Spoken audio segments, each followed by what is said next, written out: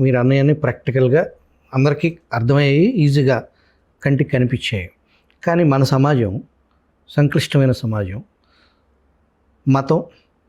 మతం ఆధారంగా కులం, ఆ కులం ఆధారంగా రిజర్వేషను ప్రక్రియ మొత్తం భారతదేశ వ్యాప్తంగా.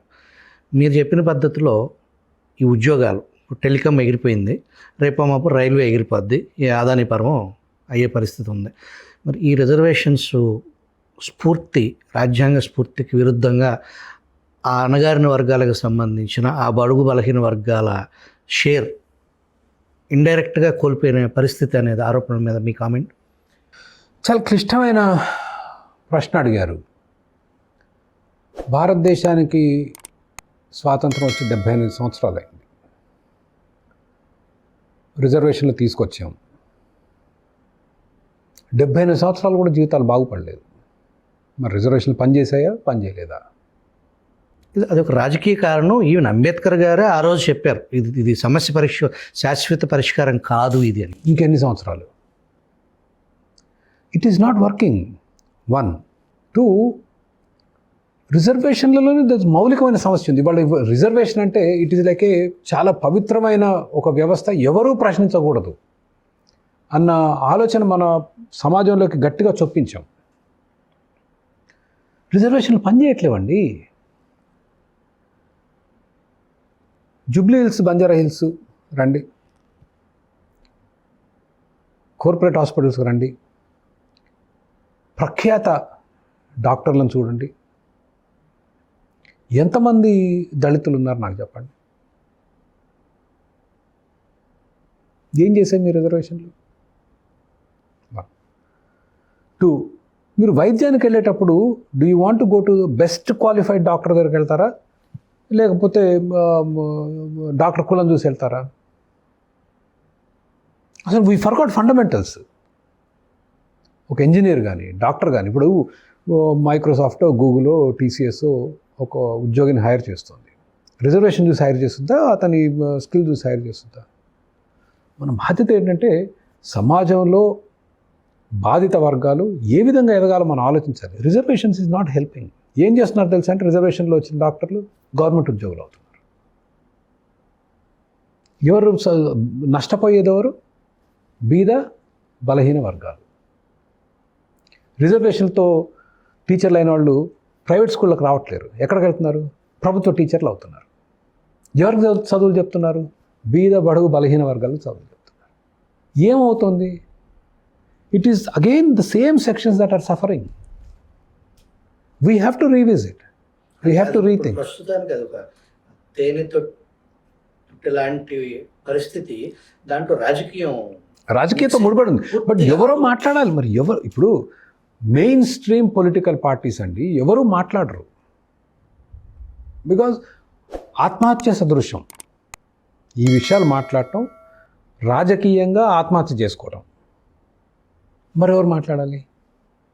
కనీసం పౌర సంఘం మనలాంటి వాళ్ళని మాట్లాడకపోతే ఎప్పుడు వస్తాయి వాస్తవాలు బయటకు? ఎప్పుడు ప్రజల్లో వచ్చింది? I'm not again. నేనేమంటున్నానంటే, మీరు అనుకున్న ఫలితాలు మీ రిజర్వేషన్స్ ఇవ్వట్లేవు.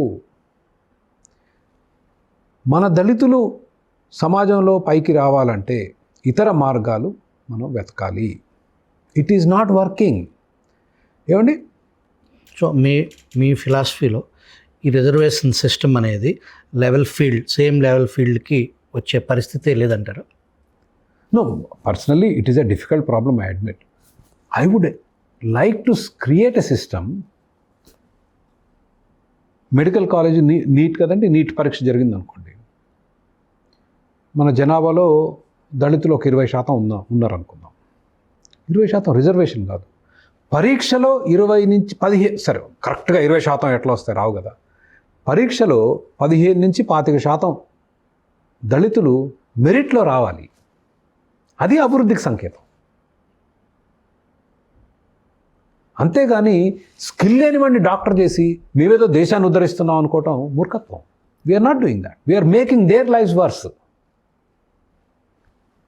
దానికి ఏం చేయాలి అనేది మనం ఆలోచించవచ్చు. చిన్నప్పటి నుంచే వాళ్ళకి సరైన, ఇప్పుడు దళితులు ఎక్కడ చదువుతున్నారండి? కాన్వెంట్ స్కూళ్ళలో ఓక్రిడ్జలు చదువుతున్నారా? ప్రభుత్వ స్కూళ్ళకి వెళ్ళండి, అంత వాళ్ళే ఉంటారు. దళితులు, ఆదాయం లేని వాళ్ళు, నిస్సహాయులు, తండ్రి తాగుపోతాయి, వాడు పిల్లల్ని కుటుంబాన్ని నిర్లక్ష్యం చేసిన వాళ్ళు, తండ్రి చనిపోయిన వాళ్ళు, వీళ్ళందరూ ఆ స్కూళ్ళలో ఉంటున్నారు. ఆర్థిక పరిస్థితి మెరుగ్గా లేని వాళ్ళు, ప్రైవేట్ ఫీజుని భరించిన వాళ్ళంతా ప్రభుత్వ స్కూల్ని ఆశ్రయించే పరిస్థితి. ఏం ట్రైనింగ్ ఇస్తున్నాం వాళ్ళకి? ఇంకా అడుక్కి వెళ్ళాలి. మీరు అయ్యే పనికి మాలిన స్కూళ్ళలో చదువుతూ మళ్ళీ మీకు రిజర్వేషన్లు ఇచ్చి మీ అన్స్కిల్డ్ డాక్టర్లు చేసి వాళ్ళ ఇన్సెక్యూరిటీ ఒకటి. ఏమండి, స్కిల్ లేని, ర్యాంక్ లేకుండా మెడిసిన్లోకి వచ్చి ఒకడేమో విపరీతంగా చదివి చాలా హై లెవెల్ ఇంటెలిజెన్స్ ఉంటే ఆ ఇన్ఫీరియారిటీ కాంప్లెక్స్ మామూలుగా ఉంటుందండి. మీకు ఒకటే క్లాస్లో కూర్చొని ఉంటాం, మీకేమో వాడు చదివినంత వాడుకున్నంత నాలెడ్జ్ మీకు ఉండదు. మళ్ళీ మీరు అక్కడ ఇన్ఫీరియారిటీ కాంప్లెక్స్ క్రియేట్ చేశారుగా. అగ్రవర్ణాలోడేమో వాడు గట్టిగా చదివి వచ్చి ఉంటాడు, సో అగ్రవర్ణం వాడేమో సుపీరియర్, మళ్ళీ వీడు inferior. We are perpetuating it. Somewhere it has to change. At least discussion జరగాలి. దళితులకి నీట్లో 25% మెరిట్లో సీట్లు ఎట్లా రావాలి అది చెప్పండి. That should be our goal. నాణ్యమైన విద్య మెరిట్లో రావాలి. ఏ విధంగా రావాలి? ఈ విధంగా చదివితే రాదుగా. First we need to get these people out of government school. Sir, మీకు నచ్చదు నేను చెప్పే, అందరికి విపరీతం కోపం వస్తుంది చెప్తే. అదేదో మీరు రిజర్వేషన్స్కి దళితులకి వ్యతిరేకం, బడుగులకి వ్యతిరేకం, రిజర్వేషన్స్కి చక్రవర్తి గారు వ్యతిరేకం అనే భావన కూడా ఈ ఇంటర్వ్యూ ద్వారా తప్పు అర్థం చేసుకునే పరిస్థితి. వాట్ ఐఎమ్ సేయింగ్ ఈజ్, ఇది కాదు బడుగు బలహీన వర్గాల అభివృద్ధి, ఇది కాదు. ఎప్పుడు ఆ బడుగు బలహీన వర్గాల అభివృద్ధి అంటే మీ ఐఐటీల్లో, నీట్లో అందరితో పాటు వీళ్ళకి ఎప్పుడైతే వస్తే అది అభివృద్ధి. దానికి రావాలంటే మనం చిన్నప్పటి నుంచే సరైన ఫౌండేషన్ పడాలి, సరైన చదువులు రావాలి, నాణ్యమైన చదువు ఇవ్వగలగాలి. ప్రభుత్వ పాఠశాలలైనా, ప్రభుత్వ ఆసుపత్రులైనా, ప్రైవేటుకు ధీటుగా ఆ ఇన్ఫ్రాస్ట్రక్చర్ కానీ, ఆ నాణ్యమైన వసతి, ఆ బోధన ఉండాలంటారు అంతే. Exactly. And what I'm saying is, పోటీ లేని ప్రభుత్వ వ్యవస్థలో నాణ్యమైన సేవలు అందటం అనేది చాలా కష్టమే కాదు, అసహజం. ఎప్పుడైతే మీకు పోటీ ఉండదో, ఎప్పుడైతే మీ ఉద్యోగం గ్యారంటీనో, ఎప్పుడైతే ఫలితాల ఆధారంగా మీ జీతం కానీ మీ వ్యాపారం కానీ నడవదో, అంటే ప్రభుత్వ స్కూళ్ళలో పిల్లల చదువు మీద మీ జీతం ఆధారపడదు, ఫలితాల మీద ఆధారపడదు, అసలు విద్యార్థులు వస్తున్నారా లేదా అన్న దాని మీద ఆధారపడదు. అదొక ఒక వింత వ్యవస్థ. దాంట్లో 10 లక్షల చిన్నారులు ఉన్నారు ఇవాళ. మరి తక్కువ ఖర్చు పెడుతున్నాం, ఒక్కొక్కరి మీద ₹1,00,000 ఖర్చు పెడుతున్నాం. వాళ్ళ దట్ ఈజ్. అండ్ ఇక్కడ పడనప్పుడు మీకు తర్వాత విద్య మాత్రం ఎట్లా వచ్చింది? I'm saying I want these children to study in good private school where schools are competing. ఇప్పుడు విదేశాల్లో ప్రభుత్వ స్కూల్స్కి ప్రైవేట్ స్కూల్స్ ఉన్నాయి, ప్రభుత్వ స్కూల్స్ ఉన్నాయి. కానీ అక్కడ ప్రభుత్వ స్కూల్స్లోనే ఎక్కువ ఫలితాలు, మెరిట్ అంతా, క్రీమ్ అంతా పబ్లిక్ స్కూల్ నుంచే. ఫర్ ఎగ్జాంపుల్ ఆస్ట్రేలియా, అక్కడ చదివే ప్రైవేట్ స్కూల్స్ ఓన్లీ డబ్బున్నాళ్ళు, ధనికులు. ప్రైవేట్ స్కూల్స్ రిజల్ట్స్ కంటే కూడా గవర్నమెంట్ స్కూల్స్ రిజల్ట్సే అద్భుతమైన ప్రతిభన్న పిల్లలు అక్కడి నుంచి వస్తారు. అది ఇక్కడ రావాలంటే ఏం చేయాలి? ఆస్ట్రేలియాలో నేను ఉండలేదు, పబ్లిక్ ఫ్రీ. అది ఆస్ట్రేలియా గురించి నాకు అవగాహన కాస్త తక్కువ. కానీ అమెరికా కూడా మీరు చెప్పిన విధంగానే పబ్లిక్ స్కూల్స్ చాలా ముఖ్యమైన పాత్ర పోషిస్తాయి. But it's a disaster. భారతీయులు అమెరికాలో ఉండి, అమెరికాలో ప్రభుత్వ విద్య, పబ్లిక్ స్కూల్ అద్భుతంగా ఉంటుందని చెప్తుంటారు ఇక్కడ. ఎందుకంటే భారతీయులు అమెరికాలో చాలా సంపన్నులు. సగటు అమెరికన్తో పోలిస్తే భారతీయుల ఆదాయం చాలా ఎక్కువ అమెరికన్స్ కన్నా కూడా. కాబట్టి మంచి మంచి నైబర్హుడ్స్లో ఉండి, ప్లస్ మన భారతీయులకి చదువులు పిచ్చి. కాబట్టి వీళ్ళు ఎక్కడ పోయినా ఎక్కడ మంచి స్కూల్ ఉందో చూసుకొని అక్కడ జాయిన్ అయ్యి, అబ్బా ఏంటి ఇంత గొప్పగా ఉంది అమెరికా, అది ఏంటి చదువులు, అద్భుతమైన చదువులు అనుకుంటారు. Not true. There lot of places in America where public schools are very bad. Especially inner city schools అంటారు. Violence, drugs, sex, horrible situation. టీచర్లు అసలు అక్కడ పనిచేయడానికి భయపడతారు. అయినా అక్కడ పబ్లిక్ స్కూల్స్ ఎందుకు ఉన్నాయంటే, ఫస్ట్ అక్కడ cost of education is very high. మీరు ట్యాక్సులు కట్టేదే, లోకల్ ట్యాక్సెస్ అంటాం, కట్టేదే స్కూళ్ళకి. ఆ డబ్బులు నేరుగా స్కూళ్ళకి వెళ్తాయి. 1. రెండవది అక్కడ పేరెంట్స్ ఇన్వాల్వ్మెంట్ ఎక్కువగా ఉంటుంది. It's a more of a decentralise system. మనలాగా సీఎంఓ ఆఫీస్ నుంచి అన్నీ నడవు. స్కూల్ అక్కడ నడిచేది parents involvement, active local communities నడిపిస్తాయి. ఉదాహరణకు తీసుకోవాలంటే మన దగ్గర నడవాలంటే, మన దగ్గర పోల్చుకోవాలంటే మన పంచాయతీరాజ్, మన సర్పంచులు, మండలు ఆ లెవెల్లో పేరెంట్స్ ఇన్వాల్వ్ అయ్యి నడిపిస్తుంటారు schools. Private education is very expensive. మీరు ఇక్కడ ఒక పక్క ట్యాక్సులు కడుతూ స్కూల్కి, మళ్ళీ పిల్లల్ని ప్రైవేట్ స్కూల్కి పంపించాలంటే చాలా కష్టం. కాబట్టి గత్యంతరం లేక చాలామంది పబ్లిక్ స్కూల్లో చదివిస్తారు. కానీ a large section of population, వాళ్ళ 7-8-9% మంది పిల్లల్ని ఇంటి దగ్గర నుంచి చదివించుకుంటున్నారు. పబ్లిక్ స్కూల్లో చదివించే పరిస్థితి లేక ఇంటి దగ్గర home schooling is like a big thing now. Home schooling plus charter schools. Charter schools అంటే నేను ఇందాక చెప్పిన సొల్యూషన్. ప్రభుత్వం ఖర్చు పెట్టే డబ్బు పేరెంట్స్కి ఇచ్చి వాళ్ళకి నచ్చిన దగ్గర చదువుకోమంటాం. ఇప్పుడు ₹1,00,000 ఖర్చు పెడుతుందండి. అదే తల్లిదండ్రులు ₹1,00,000 ఇచ్చి, ఏది ₹1,00,000 కాదు, ఒక చెక్ ఇస్తాం, స్కూల్ చెక్ అంటాం, స్కూల్ వౌచర్ అంటాం. నీకు ఇష్టం దగ్గర చదివించుకోండి మీ పిల్లల్ని, నీకు నచ్చిన స్కూల్ తీసుకు. ఓకే, ఈ మా స్కూల్లో చదివిస్తావా, ప్రభుత్వ స్కూల్లో చదివించుకో, లేదా ఆ పక్కన ఇంకో ప్రైవేట్ స్కూల్లో చదువు, నీ ఇష్టం. ఇగో నీ మీద ఎట్లా ఖర్చు పెడుతున్నాగా ప్రభుత్వం. ఈ 30-40 లక్షల మంది చిన్నారులు ఆంధ్రాలో, ఓ 30 లక్షలు తెలంగాణలో, 60-70 చిన్న సమస్య కాదండి ఇది. 70 లక్షల చిన్నారుల సమస్య, వాళ్ళ భవిష్యత్తు సమస్య. ₹1,00,000 ఒకరి మీద ఖర్చు పెడుతున్నాగా, ఇదో ₹1,00,000 చెక్కు. ఈ చెక్ ఏంది, స్కూళ్ళలోనే పనిచేస్తుంది. నీ నచ్చిన స్కూల్లో చదువుకో. అదొక వ్యవస్థ. ప్రభుత్వ స్కూల్లో ముయ్యాల్సిన అవసరం లేదు. పోటీ పడండి అందరితో పాటు పోటీ పడండి. తల్లిదండ్రులకు స్వేచ్ఛ ఉంటుంది ఎక్కడ చదివించుకోవాలి పిల్లల్ని. Is how it works. But Australia గురించి నేను చెప్పలేను, ఎందుకంటే ఆస్ట్రేలియా నేను స్టడీ, ఇవి చాలా లోతైన subjects. Before we jump to conclusion, చాలా అద్భుతంగా పనిచేస్తుందంటే అసలు మీరు అక్కడ ప్రైవేట్ సెక్టర్ ఉందా? When it is impossible to మీ పిల్లల్ని ప్రైవేట్ స్కూల్లో చదివించడం అసాధ్యమైన పని అయినప్పుడు, బాగా ఎక్స్పెన్సివ్ అయినప్పుడు, మీకు ఎవరితో పోలుస్తారు? పోల్చడానికి లేదుగా.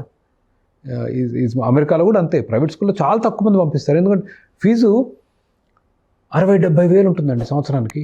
$60,000-70,000 అంటే ఒక మనిషి జీతం వెళ్ళిపోద్ది దానికి. ఆఫ్టర్ ట్యాక్స్ డబ్బులు కట్టాలి కదా. మనం ట్యాక్స్ కట్టిన తర్వాత మిగిలిన డబ్బులు అంటే ఈ భార్యాభర్త సంపాదిస్తుంటే ఒక డబ్బు మొత్తం ఒక విద్యార్థి చదువుకే సరిపోద్ది. కాబట్టి there is no comparison. But private schools are better there, but they cost more. So that is a problem. But what I'm saying is give choice. ఇప్పుడు మీ ప్రభుత్వ స్కూల్ అంత గొప్పగా ఉన్నప్పుడు చాయిస్ ఇవ్వండి. ఇక్కడన్నా చదువుకోండి, అక్కడ అసలు టీచర్లే చదివించట్లేరండి పిల్లల్ని.